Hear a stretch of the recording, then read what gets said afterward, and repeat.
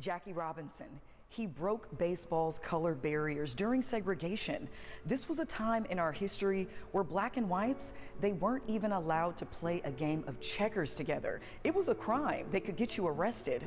But today, a rich history that Birmingham tried to bury, brought to you by one of the last surviving members of the Negro Major League.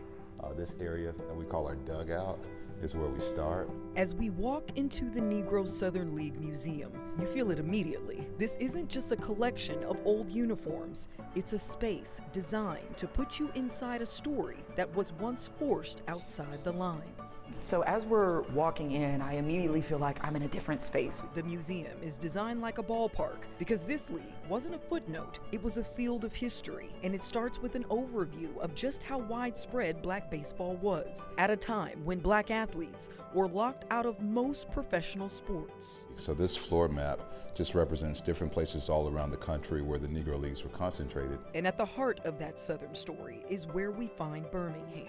And so the Birmingham Black Barons were a central team to the Southern Major League teams. History that runs deep, decades before Jackie Robinson.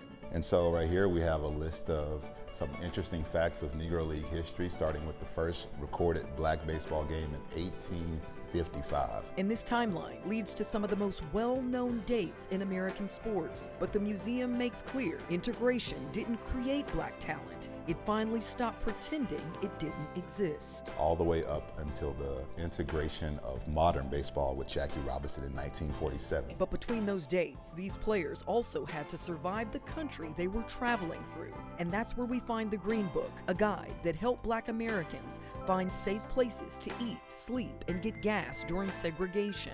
And for many Negro League teams, traveling was a part of the job, part of the paycheck, and a part of the risk. And there you can see that there was a young man by the name of Willie Mays who was batting eighth, which is unheard of for a player of his caliber, but at this time he was only 17 years old. And right there with him, a name that still lives in Birmingham, Bill Greason. And there's also a gentleman behind him named Bill Greason who was batting ninth. He was the pitcher. And at 101 years old, he is now the last surviving member of the Negro Southern League.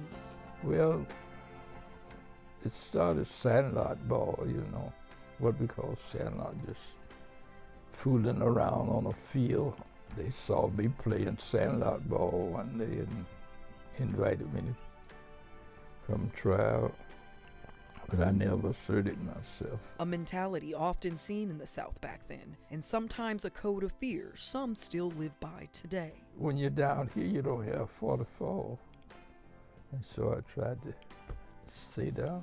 Greason, just thankful to be a part of something that even back then he knew was special. And that same feeling can be relived in this museum, a place that doesn't just preserve stats and jerseys, it provides proof that black excellence thrived even when America tried to limit its reach. We have everybody in here from Satchel Paige to Willie Mays and some other lesser known figures. And that's the point. This isn't just about who made it into the majors. It's about who should have been there all along.